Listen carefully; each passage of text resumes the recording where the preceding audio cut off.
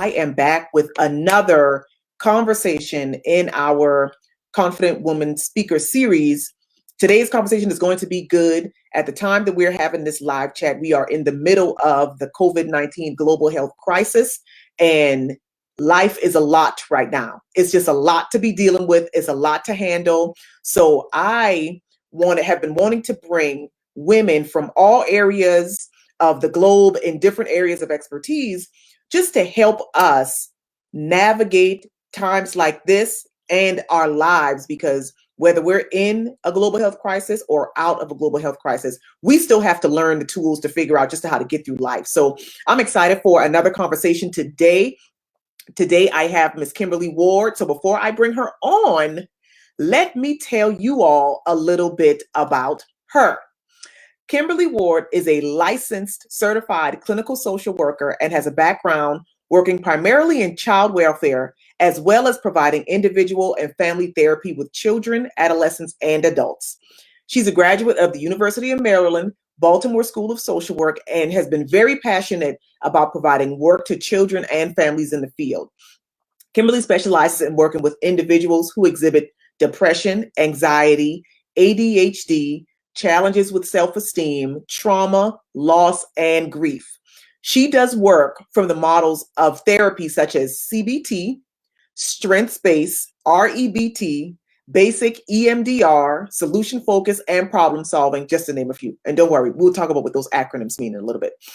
She also uses play therapy and mindfulness as other forms of intervention in her work with clients. And specifically, we're going to talk about the mindfulness piece today. Let me bring Kimberly on so you all can meet her and learn more. Kimberly, thank you so much for being here today. Thank you for carving out some time to have this conversation with us. How are you doing on this beautiful day? I'm doing well. Thank you for asking. And how are you doing? I'm good. I'm navigating. That's all we can do. All we can do. That is all we can do is just figure it out, just navigate. Mm-hmm. That's why I'm so glad to be able to have conversations with experts like you, where this is your profession. This is what you do, helping people figure out just how to navigate through the challenges and the things that they're experiencing. And, right now we're in the middle of COVID-19.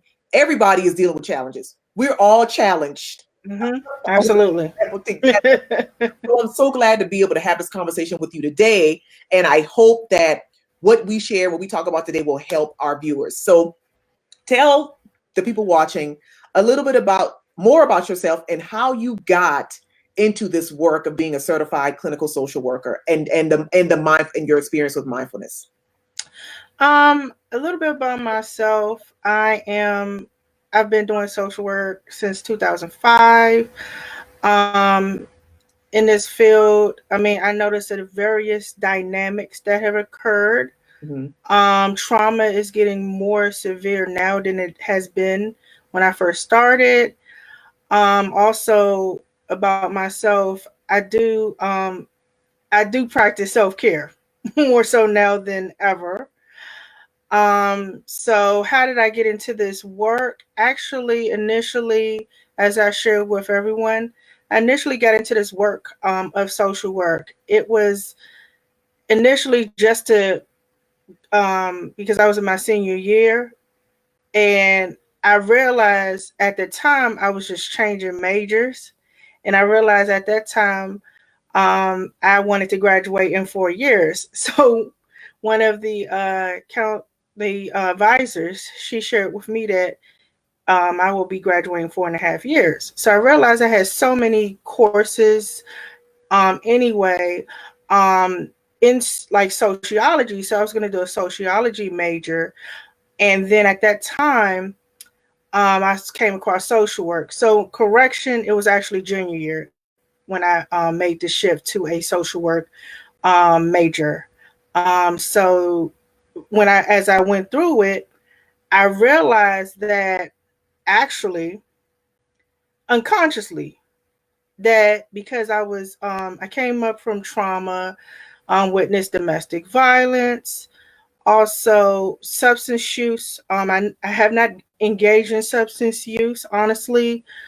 but I witnessed it in the family dynamics. So I realized that at that time, my reason for coming into the field of social work, as well as actually helping friends who were going through difficult situations, and I, in the process, learning about my own self at that time.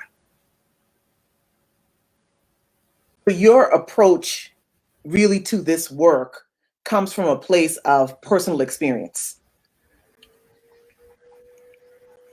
Absolutely. Yeah, yeah. I mean, I think that just adds an extra level of intention, because you Hmm. being a clinical social worker, being somebody that's helping other people navigate their own issues, you have your own experience and you can kind of speak and talk and support them from that place.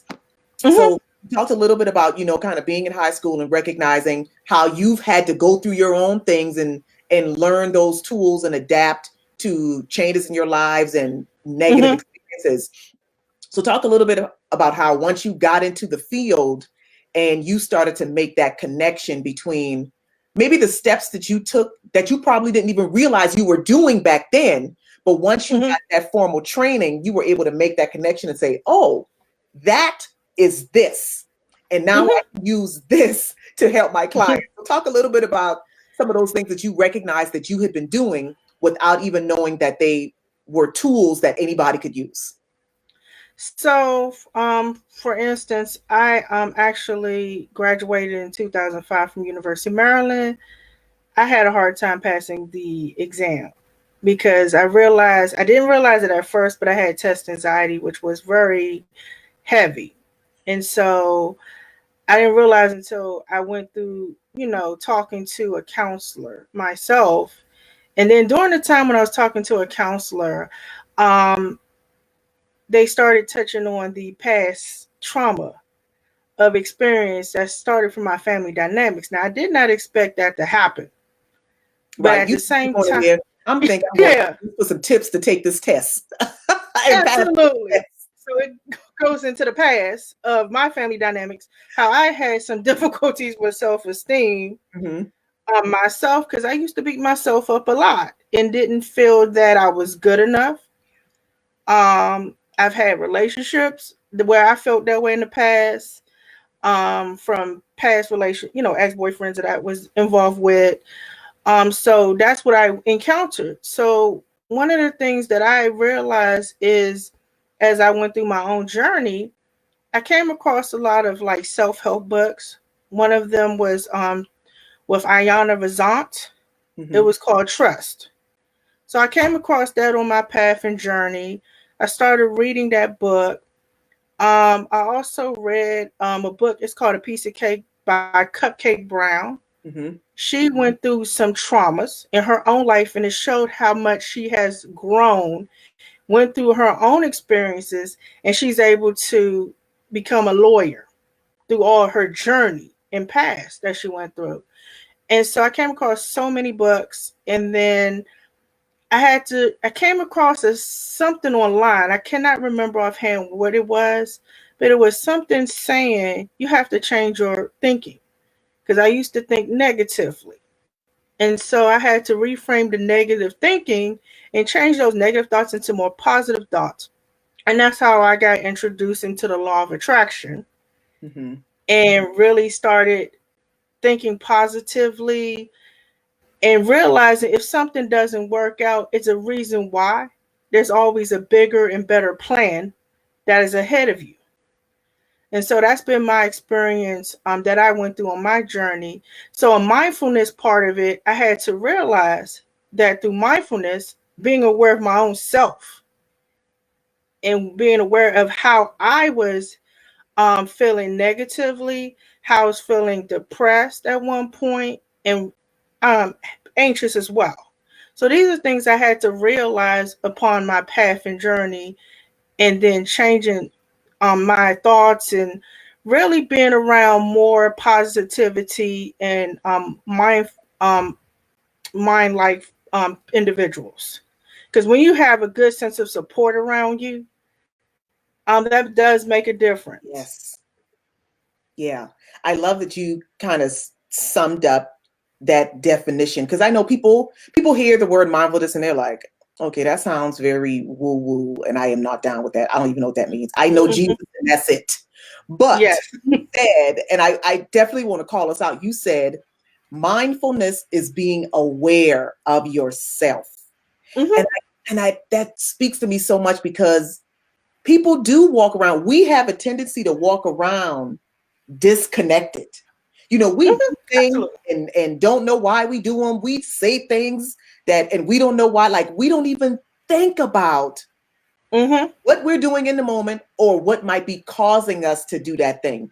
And that is essentially what creating or building a mindfulness practice is. It is just taking that extra moment, those extra few moments, to think about what is really happening. What am I really doing right now? That's something I say to my 13-year-old daughter all the time.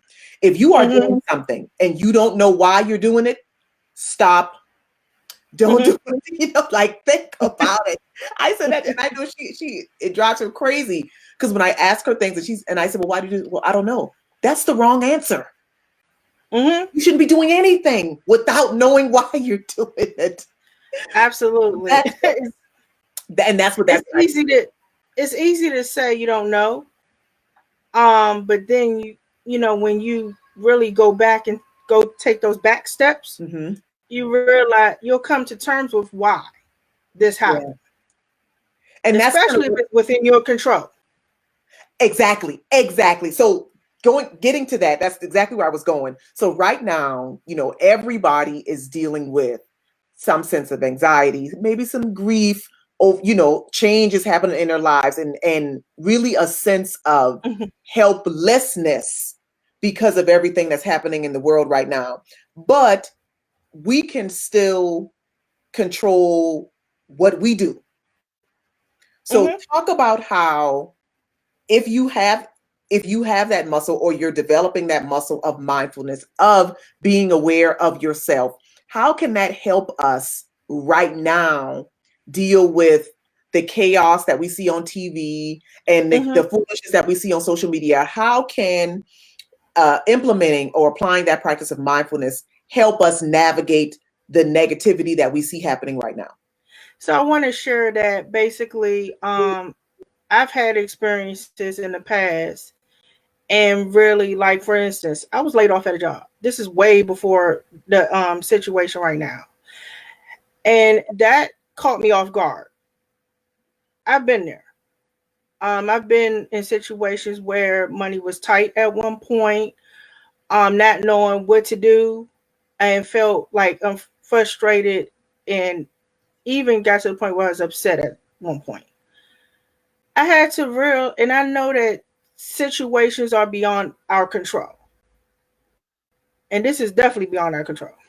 Yeah. So, so basically, what I had to do, because that situation I was in when I lost my job was out of my control. I had to realize something. I had to decide if I'm going to go ahead. I know it's hard. I know it's rough right now. I had to say it's a temporary situation. This is not going to be permanent. This is what I'm going through right now. And so I had to decide if I'm going to go ahead and stay sad about it and down, or decide if I'm going to pick myself up and try to find another job and keep me going. So I decided, okay, I'm going to get up every day.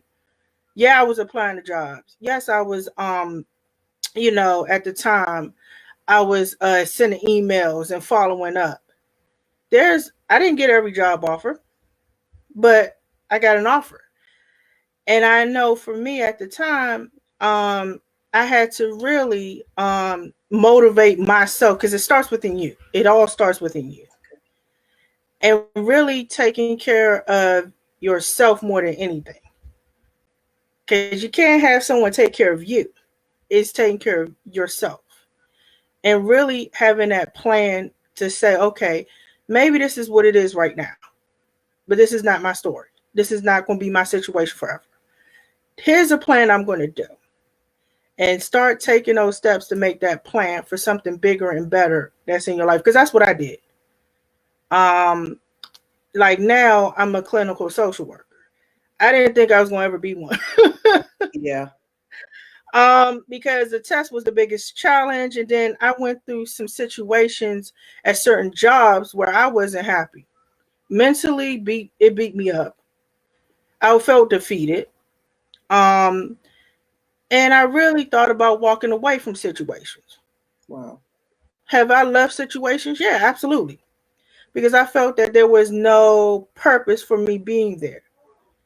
I didn't feel like it was beneficial for my health. So I started at the time putting out there, my plan is I am not going to remain at this place at this time. So I started doing that and I said, okay, if this don't work, I'm going to keep on going until it works out. And it did. And so I took steps into um, really basically putting a plan in place, and then also using the supports that I had, like certain family members, friends that really said, you know what, you got a lot of skills and you're going to do some great things. So there was, even though I didn't ask them to do that, they just did that. So that was the support system that I have at the time that I still have to this day. Mm-hmm. And really saying to myself that I'm going to get this test. It might not have worked out this time, but I'm really going to approach this differently. So I started approaching things differently in my life, and now I'm at the place I'm at now. I'm not at a job where I'm working all hours of the day, night. I'm at a place now where I could get some rest. I ain't even They talk about self-care when I go to trainings and other people in the field that I work in. Like, how can I have self-care? I'm up here running around, working late, not having time for my own self. When I have time for myself, I just want to fall asleep. I don't even want to be bothered. So that was my situation. And I said, and I had to come to reality.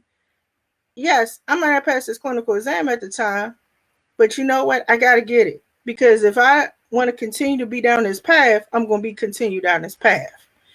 And so when I started putting my mind on my goal, speaking about the law of attraction, and one of the someone she always said to me before, she says, write your credentials down next to your name. What the reason why she told me that at the time? Because I'm like, why am I doing that? The reason why she told me that at the time, because she said you got to get into the mind of accomplishing your goal. Yes. Yes. And I thank her for that, because when I started doing that and I started putting that in my practice every single day, even seeing it on my phone, I put it somewhere in my car where I could see it because that's what I saw every day. That's what made me feel more motivated. And then I ended up really accomplishing that goal. Oh, that's so good. And that just feeds right into this comment that we got on Facebook. Sandy says, my struggle is explaining to others what mindfulness is, which we've talked about. You know, you kind of gave that very succinct definition. And she says, and how to stay positive in all circumstances. And it sounds like what you just said, putting yourself in the mindset of achieving the thing, even though what's in front of you might not be the preferred situation. But if you can already see yourself passing the test, crossing the finish line, you know, overcoming the challenge, you're able to be positive in the moment because you know what's coming after the moment. Absolutely. I think that's Absolutely. so good. Because you have to really put yourself there. Even though you might not be at the time there, it's like, what if you do if you get there? You're going to get there. So start preparing yourself for that part in your life. And that's more than just, I think it might have been this morning or yesterday or something I was reading where somebody was saying, or the conversation was about, well, stop telling people just to be positive. And because just being positive isn't the solution. And I could understand it to a certain degree, but that positivity has to be rooted in something. I don't believe you can just be positive just for, oh, I'm just going to be happy today. No, life is going to Right. punch you in the face and you're going to forget all about what you just said. So that positivity, that positive mindset, Mm-hmm. it has to be rooted in something. And if we can envision us achieving the goal, that then becomes the anchor. So when we have that temporary setback, or when we take the test for the third time and don't pass it, we know it's going to get done. We're going to pass Mm-hmm. it. Our mindset's already there. So that kind of allows Right. us to stay motivated and to Mm-hmm. keep pushing through. Right. Right. Absolutely. So, one of the things I want to share, and this is a actually true situation. I was working with an individual last year. Actually, I'm still working with him now. I remember when I first met this individual, he said, I felt like I want to jump off of a balcony. This is true. He felt that way. He didn't have a plan or anything. He just felt that way because he started thinking about, I don't have a car. I'm bored in my place. I don't know what to do. So at the time I started Louise Hay. I started Mhm. reading her books. I started getting those cards that, on Amazon.com, and I started reading. I love Louise Hay, by the way. And I shared that with him. Mhm. And I told him that you gotta, and I told him this, I know it's easier said than done, but start getting yourself into the mind and changing those negative thoughts that you have into more positive thinking. Cause this is not gonna be your situation. Mhm. He tells me, and as I'm working with him, he shares to me the next time I saw him, and this actually really happened. He says to me, "You're right. I decided I'm going to think more positive and find the positive in everything, even though it looks rough or it may look that way." He said, "I'm gonna find the positivity," and he actually said, "I am doing that every day now." It's good. And he's still doing it to this day. He has not had any depression. He has not even felt like jumping off of a bridge, balcony. He actually said that because he didn't know what to do. Wow. And I had to make sure he didn't have a plan, of course, to carry it out. And so he thanked me for that. And he said, I don't know what I'm going to do if you didn't come into my life. It's like you came into my life for a reason because you taught me something that I have never thought about doing. And he shared that with me. And to this day, he says, I find a positive. His uncle passed away, I want to say a couple months ago. Mhm. He said even though he passed away and I don't not like that to happen, he says I found a positive Wow. into that. He said my uncle is in a better place. He is resting without pain. Wow. So that's what he shared with me. And that's, resilience as well. Like, I think, especially now, you said this a couple of times already, like recognizing that where we are now is not the end of Mhm. the story.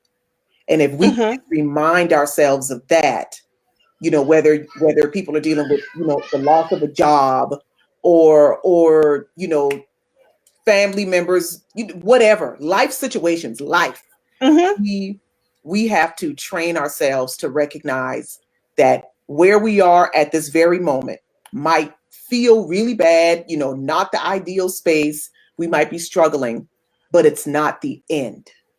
There's more No, it's not there. come after this. And we have the ability to kind of shape what's going to happen, we can create the rest of our lives if we just kind of shift our mindset a little bit. So that's Mhm. so relevant, definitely, for right now and just for life period, because I like to say life does its job. Life Mhm. do its job all the time. Show us who we are, show us what we are made of. That is so good. Okay, we got another great comment here from Sandy. She says, I'm having a girlfriend of mine that struggles with being positive. Read The Magic by Rhonda Byrne. It promotes an attitude of gratitude each day. I love that book actually. I Yeah. love The Secret, I read that. The Magic, I read that. Those are very positive books that she writes.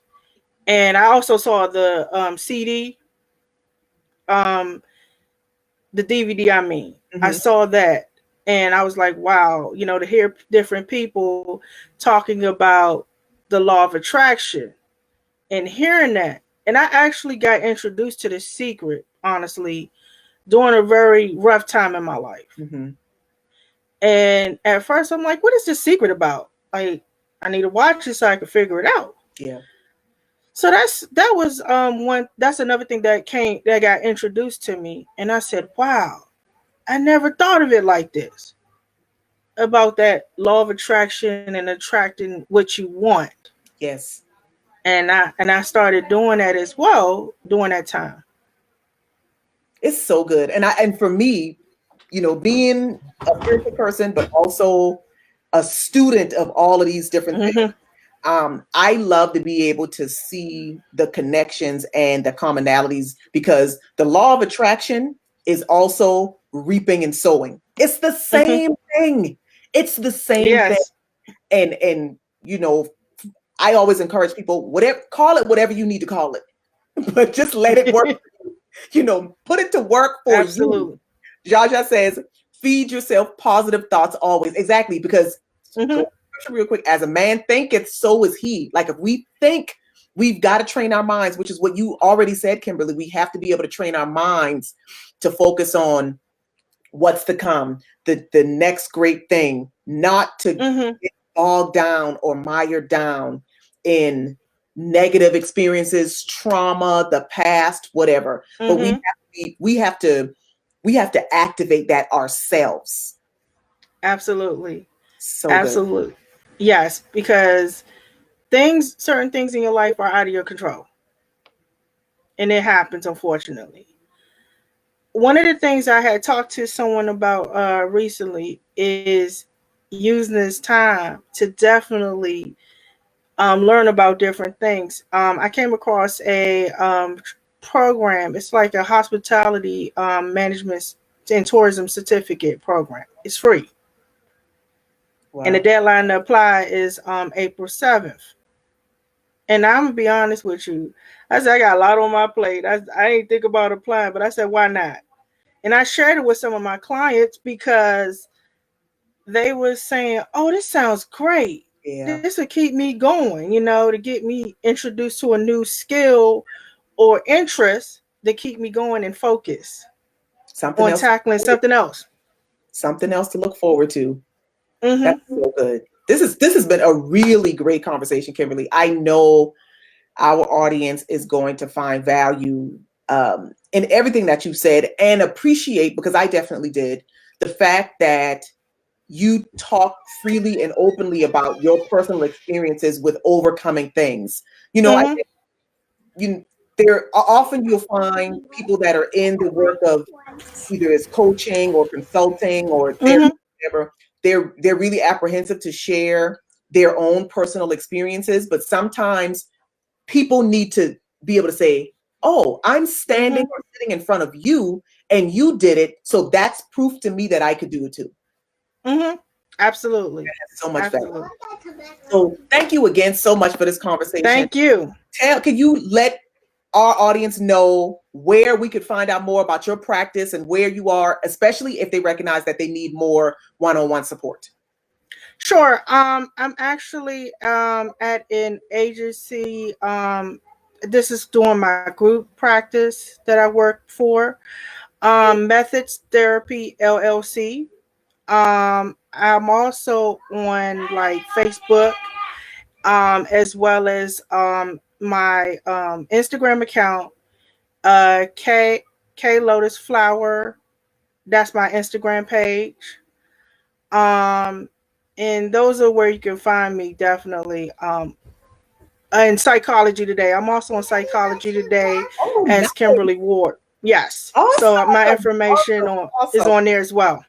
Well, thank you so much, Kimberly. I appreciate you taking some time out to chat with us. We look forward to connecting more, learning more about what it is that you do. The links will be updated with your contact information so people can get with you for their one-on-one support. Thank you again so much. And Thank you. Thank you all for tuning in. We will catch you all in another broadcast. Bye. All right, take care, everyone.